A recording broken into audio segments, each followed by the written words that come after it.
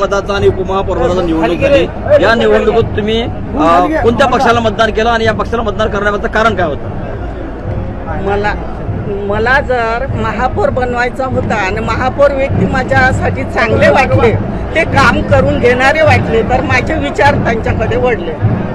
तुम्ही एमआयएमच्या नगरसेवक आहे, एमआयएमची विचारधारा आणि भाजपची विचारधारा ही भिन्न विचारधारा आहे। असे असताना तुम्ही भाजपच्या उमेदवाराला आणि वायएसपीच्या उमेदवाराला मतदान केलं, काय सांगा तुम्ही? हे माझे विचार मांडूनच मी मतदान केलेलं आहे।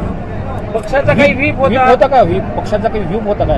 पक्षाचा काही आदेश आला होता का की कोणाला मतदान केलं पाहिजे?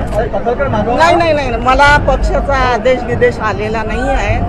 पण मला जे समजा महापौर उपमहापौर मला जे माझ्या उपस्थित चांगले वाटले, मी त्यांना वोट केलं। तुमच्या पक्षाकडून तुम्हाला काही आदेश आला होता काय की कोणाला मतदान करायचं महापौरसाठी उपमहापौरसाठी, काय असं बोलणं झालं होतं?